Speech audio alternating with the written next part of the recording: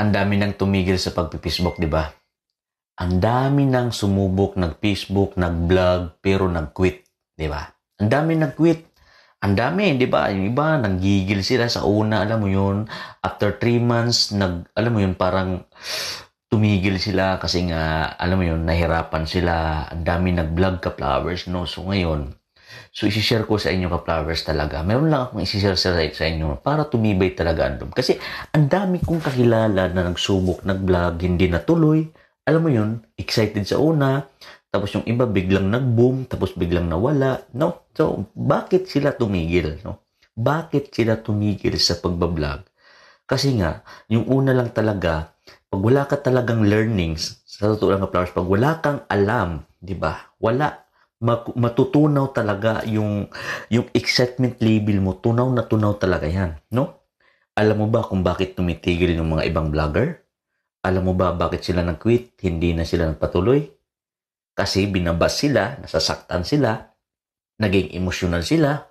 Alam mo yun, parang hindi nila kayang harapin ang kalaban nila dito sa social media. Ka-flowers, pag pinasok mo ang social media, marami kang pagsubok na pagdadaanan bago ka makakuha ng followers at saka views. Bago ka umangat ka flowers, kailangan mayroong kang alam. Yes, mayroong kang kaalaman ka flowers. Mayroong kang learning. Dapat nag-aaral ka. At siyempre dapat nanonood ka ng mga motivation. Alam mo kung bakit nag-quit ang mga isang vlogger? Yung mga vlogger na nag-quit na? Ngayon, wala na sila. Nanonood na lang sila sa kanilang mga kaibigan na nagbablog. Alam mo ba kung bakit nag-quit sila? Dahil kulang ang pundasyon. Yes. Ano kung ibig sabihin? Kulang sila sa pundasyon. Ibig sabihin, nag-vlog sila sa una, nanggigil sila na gusto nilang vlog kasi na-hype sila sa mga vlogger na malaki ang kinikita. That is why, sinubok nila mag-vlog pero ngayon, wala na sila ngayon. It because kulang sila ng kaalaman. Alam mo yun, naging emotional sila dahil hindi sila kumita 3 months to 6 months, hindi lang sila kumita, wala na sila. Yes. Kaya ngayon, wala na sila, nag-quit na sila. Alam mo ba kung bakit yung iba nagpatuloy sa pag-vlog? Kasi nakita nila na sa social media pwede kang yumaman, pwede kang umasenso, pwede kang mag-grow. Basta alam mo kung paano siya gagawin ang pag-vlog. Ang pag-vlog ka flowers ay hindi madali. Kailangan mo siyang pagdaanan. Kailangan mo siyang, alam mo yun, marami kang papagdaanan, i-reject ka ng kaibigan mo, ayaw ng magulang mo, minsan mag-aaway kayo ng jowa mo, asawa mo, kapatid mo, awayin ka, alam mo yun, kasi against sila sa ginagawa mo, dahil nagpupukus ka, kasi alam mo kung bakit, hindi nila alam kung saan ka pupunta. Tama? So, kailangan mo talaga manggigil ka, ka-flowers. So, kailangan, yung mga buzzer na yan, normal yan. Pag once pinasok mo ang social media, normal yan. Ang mga buzzer nandyan yan. No, yun dapat. Kasi dahil kulang ka sa pundasyon ngayon, kulang ka kaalaman, natunaw ka dahil binas ka, nasaktan ka sa mga sinasabi ng mga nasa paligid mo, ng mga tao mo, kaibigan mo. That is why ngayon, hindi ka na nag-vlog. Ang dami bumili ng kamera, ganyan-ganyan, ang ganda. Pero ngayon, wala na sila nag-vlog. It because kulang sila learning.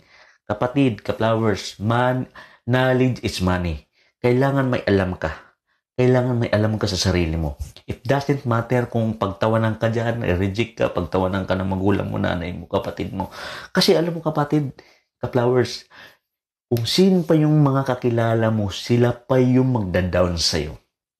Yes, kung sino pa yung mga surrounding mo, kapitbahay mo, sila pa yung ayaw sa'yo.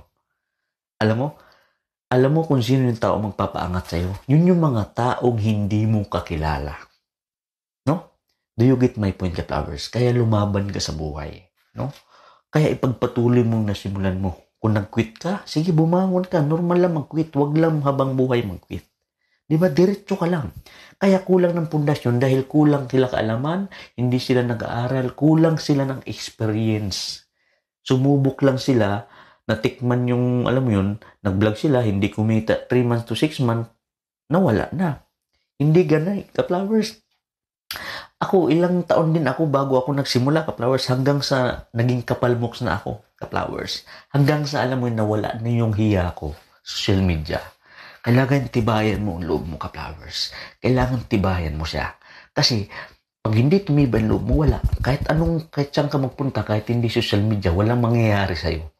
Kailangan may alam ka, mag-knowledge ka, mag-research ka, paano patibayan ang loob. Kailangan yung gigil mo, yung pangarap mo talaga nandyan para makuha mo yung gusto mo. Diba? Normal yun. Pagtawanan ka, normal yung mga taong ayaw sa'yo. Huwag ka lang susuko, diretso ka lang. Kung alam mo sa sarili mo na masaya ka sa ginagawa mo, gawin mo. No? Kasi pag hindi ka masaya, normal, hindi ka magsasucceed. Hindi ka magiging successful dyan. No? Kung yung sa paligid mo ay ayaw sa'yo, umiwas ka dyan. Pumunta ka sa isang lugar na tahimik. Pumunta ka sa isang lugar na makapag-focus ka sa goal mo, sa pangarap mo sa buhay. Dito sa social media, pwede mo makuha yan. Basta huwag ka lang titigil. Ang pangarap ay hindi yan madali. Nagsimula yan sa maliit hanggang sa lumaki. Kailangan mo lang lumaban, ka-flowers. Hayaan mo yung mga taong ayaw sa'yo. Kasi lahat ng tao talaga may ayaw. Di ba?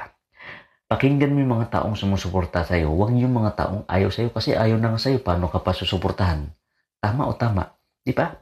Yun lang, ka-flowers. So, diretso ka lang. Alam ko kaya mo. No?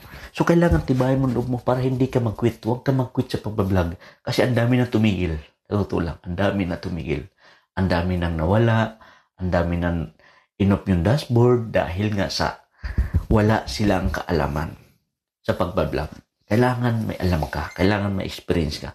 Bago mo dumating yung mga time na yon, kailangan mo, alam mo yun, kailangan mong matibay yung damdamin mo.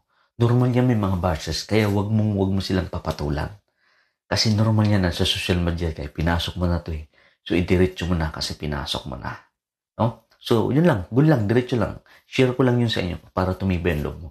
So, yun. Sana may matutunan. So, thank you so much and follow for more. Arigatou gozaimasu.